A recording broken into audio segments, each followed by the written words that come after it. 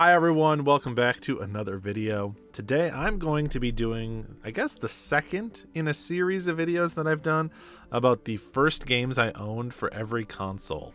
So we did this initially with my PlayStation consoles, and folks seem to enjoy that. They said, yeah, we'd love to see more. And so today we're going to cover the Xbox family of systems. This is not nearly as big of a I was gonna say nearly as big of a library, but there's just not as many Xboxes relative to PlayStations, and there aren't as many handhelds because there are zero handhelds. So this will be a little bit of a shorter one, but it'll be nice. We're working towards having the full catalog. At some point, we'll have a playlist where you can just watch all of them all together. So my history with the original Xbox, when it comes to that generation, that would be the sixth generation. The Xbox was the last of the three consoles that I got. I was a pretty early adopter on PS2. I got it within like a year of it coming out, maybe a year and a half.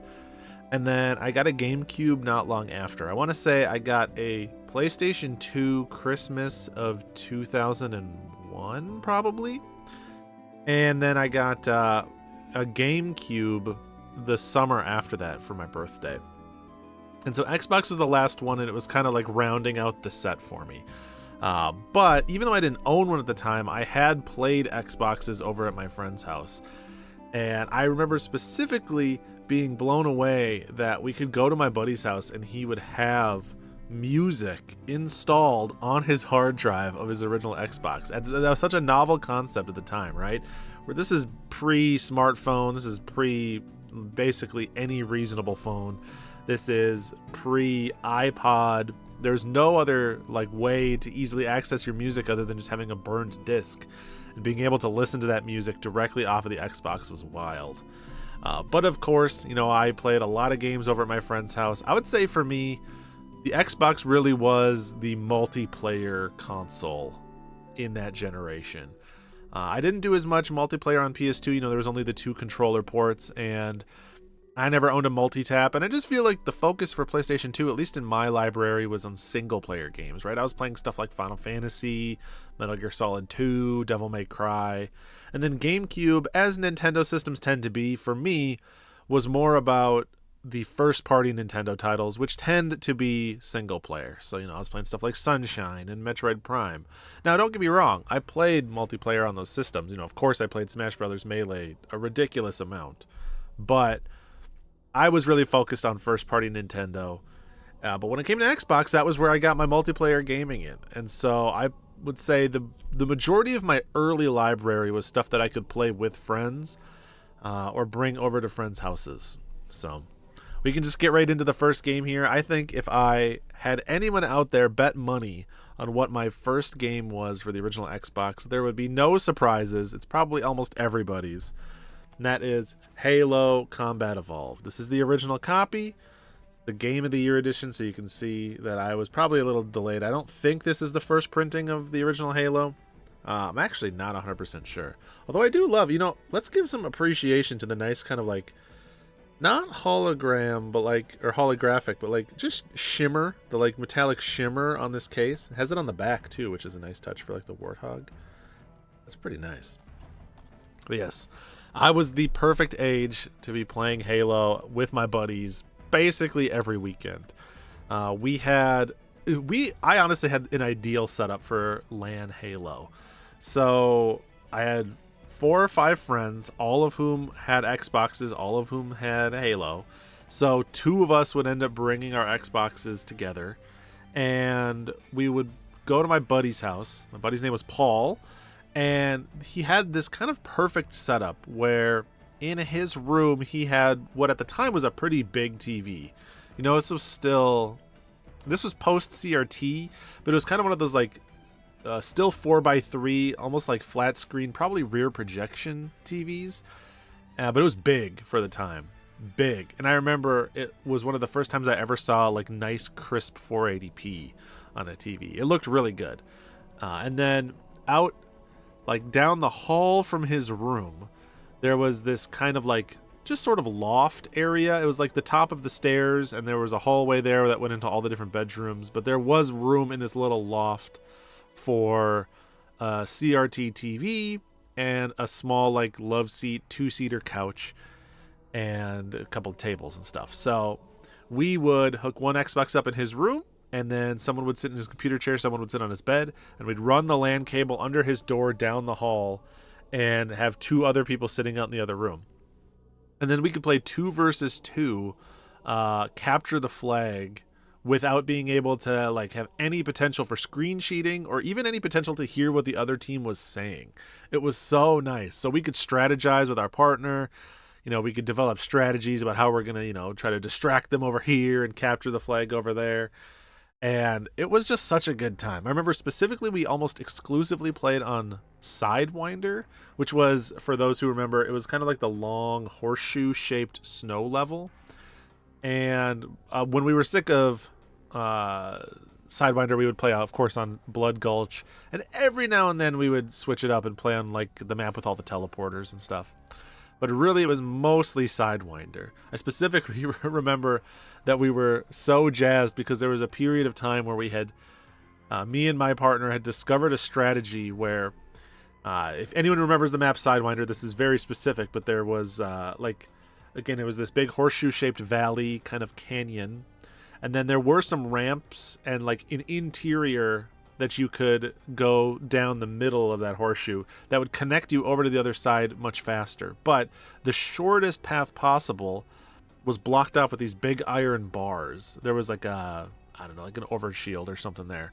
But you couldn't actually get there. But we learned that one person could go steal the flag and run it to those bars. They could throw the flag through the bars to the person waiting on our side and then run it back. And we had a run of like a couple of days where the other team could not figure out how we were capturing the flag so fast, because they like knew generally how long it would take to like warthog from one side to the other. They wouldn't see us and they'd be like, how are they doing this? What is going on? So much fun. And that was just one example of the type of stuff that we did in Halo. But yeah, I played a ton of this. Ultimately, when I got my Xbox, I wanted to have my own copy so I could contribute to the LAN parties, and I did want to play through the single player, played through the campaign on Legendary. Just love this game. Really is so much fun. So much fun multiplayer. I don't really keep up with the Halo franchise anymore, but it was definitely there at that time in my life when I needed it, which I'm very grateful for. The other game I got with my Xbox was Fusion Frenzy, which, if you've never played this game before, kind of rips. It's so good. This is a Mario Party alike on the original Xbox. So it's a bunch of different mini games, and you're competing with up to 4 players trying to win. The mini games are all pretty different from what's in Mario Party. I feel like the mini games here maybe take a little bit longer than your average Mario Party mini game, but not too much. This is one that I had a different friend, and we would go hang out in his basement, and he had an Xbox and a Dreamcast. And when we weren't playing his Dreamcast, the one game we would always play on his Xbox was Fusion Frenzy. Multiplayer, doing the mini game where you're running up the pipe trying to like jump over hot pipes and avoid steam, or the one where you have to like beat up your opponents to steal these big glowing orbs and then return them and dunk them back into your side of the base. Those were the ones that we played probably the most. But of course, there's like the bumper balls one, and the one where you're beating up bugs and all sorts of stuff. But yeah, this one got played less, obviously, because there really wasn't as much of a single player component for me to enjoy on it. But this was also definitely the one that we would switch to when we were taking a break from Halo, or I would play with my other group of friends, or half of a different group of friends. But yeah, really love Fusion Frenzy as well. And between these two, honestly, I was pretty content for a long time. I had some other games too that I got shortly after that, right? Like Ninja Gaiden Black I played and really enjoyed. The Star Wars Knights of the Old Republic games I played early on, but these were the two, and multiplayer was really the stuff that sold me. And then we move on to the 360. Definitely my favorite of the Xbox line of consoles, right? That generation was just such a good time to be me, basically, right? I was someone who's in his late teens into early 20s, just starting to get some of my own income. I had college friends that were playing. It was fun to see kind of Xbox Live really blow up in a big way. And yeah, it was a time to widen and expand my palette in terms of the types of games I enjoyed, and just have a lot of fun. It was such a perfect follow-up to the original Xbox. In fact, so much so that, I would say in the 6th generation, the PS2 was my console of choice. Like, if I had chose a primary console and I could only keep one of the three, I would definitely have kept my PS2. But in the 7th gen, I definitely would have kept my 360. No shot that I would not have kept my 360. It was definitely my primary console. But yeah, I went in, I bought one day one. I stood in line at Best Buy. In fact, I actually wasn't planning on getting one the first day, but it was like 9 at night. And a buddy of mine called me up and he said, "Hey man, you want to go to Best Buy and get an Xbox with me?" And I was like, "Sure." And I was like, "Why wouldn't I just buy one as long as I'm going to be there too?" So we both went at 9:30, 10 at night. We got in line outside of Best Buy. They weren't opening at midnight for a midnight launch. They were opening at 8 in the morning or 9 in the morning. And we got in line at 10. There was probably like 20 people or so ahead of us. And it is, again, this is November. This is late November in Minnesota. So it is cold. And I did not prepare the way that I should. Like, I had a coat and a hat, but I don't even know that I had gloves. And I was just wearing like jeans, and I didn't bring any kind of blanket or anything. We didn't bring a tent or anything. So we're just standing there freezing, shivering, talking to everyone about how excited we are about the 360 coming out.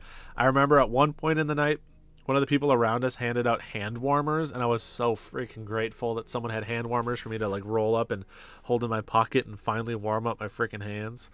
I wasn't like doing anything for fun. We were just talking, hanging out, just kind of like being excited, enjoying the energy of the launch day hype.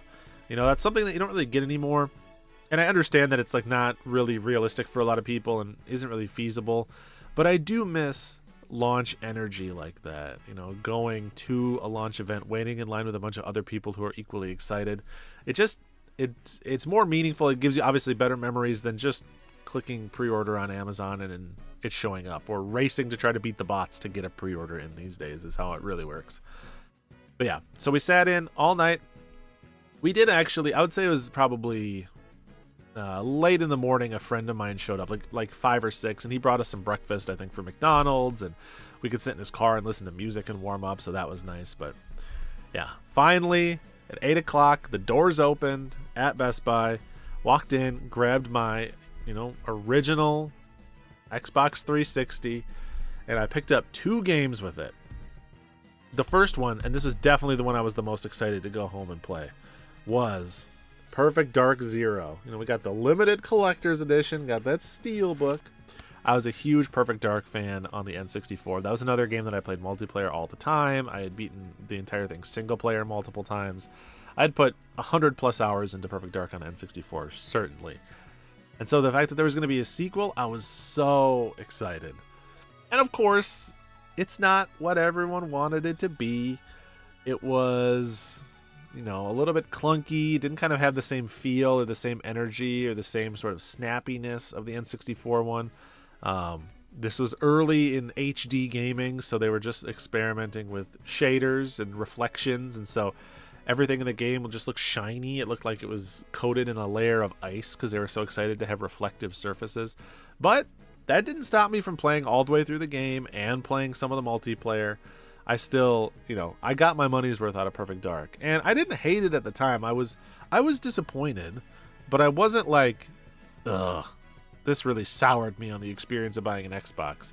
It was just, I knew that after I finished it, it wouldn't really leave the same impact that the original one did, if that makes sense. And then the other game that I picked up at the same time was Condemned Criminal Origins. This is a first-person survival horror. It's not really survival horror, but it is a scary game, or designed to be scary. More scary in the style of like The Suffering and games like that. But yeah, I picked this one up at the same time. I played all the way through it. I didn't play all the way through it right away because I played Perfect Dark first. Well, let me go even further back. I actually played a lot of Perfect Dark and Hexic HD, which came on the console. But I started playing this one, and then my Xbox red ringed, of course, like 2 days after I got it. And I entered into a cycle of RMing my Xbox, getting a new one, it red ringing after a couple of days. I think I went through 2 or 3 different cycles of that before I finally got one that actually lasted. And then I was able to play all the way through Condemned. And I really liked this game. You know, it was, for the time, it was a really good looking game. It had like a good sense of tension. It was fun. It was different from anything I had played on the original Xbox. Really a good launch game, right? Like, a good job selling the system and what the new system is capable of. I remember too, you know, early days of Xbox 360 was prime achievement hunting era. Everyone was so excited for achievements, myself included. And I remember I played through this game and I collected everything. There was like these little metal slabs you had to collect, I think. Possibly something to do with birds, but I remember like metal slabs. And I collected them all, and I didn't get the achievement for collecting them all. It was bugged. And so I went online and I looked, and they're like, yeah, sometimes it just doesn't trigger. And so I played through the game a second time. Still didn't get the achievement. Still bugged. I ended up playing through this game back to back to back to back 4 times. By the 4th time, I was able to run through it in like one super long sitting because I knew everything to do and everywhere to go. And finally, on the 4th attempt, it popped my achievement, and I got my 1000 out of 1000 gamer score. Yeah, Condemned was a really cool launch game. I had a lot of fun with the Xbox 360 launch. A lot of fun memories with Xbox 360 in general. That's why you probably can't see it from here, but right around the corner here, you can barely see just a tiny bit of it. I have a display that has Perfect Dark Zero on it. It's a banner from around the launch of the 360 as like a reminder of that time. And then we enter into Xbox One. Now, by the time Xbox One had come out, I was back into PlayStation as sort of my primary console for multi-platform stuff like that. And I ended up instead buying a PS4 first, and an Xbox One really wasn't a priority for me for a long time. But eventually there was a series of games I wanted to own physically and I wanted to play on the Xbox, and that was Ori and the Blind Forest. So I probably got an Xbox One somewhere like 2015, and we picked up Ori and the Blind Forest and played through it. Loved that game. You know, I love both Ori games. They're both incredible. But that was really kind of my only incentive to get an Xbox. And then from there, my Xbox really just became a machine for Game Pass. Like, I had Game Pass on it, and I didn't really buy a lot for it. You know, my PlayStation library, you can see, is several hundred games at this point for PS4. My Xbox One library is 15 games, something like that. And 2 of them are the Ori games, and one of them was the other game I, of course, got right around the time I bought the console, and that is Rare Replay. I grew up a Rare kid. I love Rare games. I mean, I just showed Perfect Dark Zero, which was one of the games I got right away on 360. I was a Banjo-Kazooie kid growing up. I was a Diddy Kong Racing kid growing up. So for them to put all those games onto one collection, it felt like unreal. Like, best value in gaming, legitimately. So much fun stuff to play. So I had to pick this up alongside that. And this, for a long time, was one of my only games. I used to have like only 4 games for the original Xbox, and this was one of them, and probably the disc that I actually used the most. And then I just ended up playing Game Pass every point after that. And I never upgraded my Xbox One to a One X or anything like that. And so at some point, my Xbox One became a little underpowered for the generation, which made me play it even less, I feel bad saying. It's nothing against that particular console. It just wasn't my go-to during that generation. And then we get down to Series X, which is the most recent Xbox, of course, S and X. I went right for the X when I got one. I got a PS5 on launch day. I got an X probably maybe 2021 or so, like a year or 2 later. I don't remember the exact year, but I eventually got an X because I was noticing that my Xbox One, the Game Pass games, were like really struggling, and I was like, I just need to upgrade the Xbox so I can play stuff on Game Pass more smoothly. It was my playthrough of Psychonauts 2 on the Xbox One that really made me realize how far behind that was in terms of its technology. Like, Psychonauts 2 was not running well on the original Xbox, or the original Xbox One, for as confusing as that is. So I bought a Series X, and my first physical game I bought with that one was nothing. No game. I do not own a single physical Series X game, which is wild to me. This is the first console I've ever owned that I don't own any physical games for. Now, some of these are sort of like cross-compatible, and Xbox Series X branding on like game cases and stuff is kind of inconsistent, so it's vague, like it's a little nebulous, but I really have never gone out and purchased a physical disc for my Series X for any reason, because I play my multi-platform games on PS5, and all of the first-party games that I would want to play come to the Game Pass day one now, and so there's no need for me to pick them up physically, at least not right away.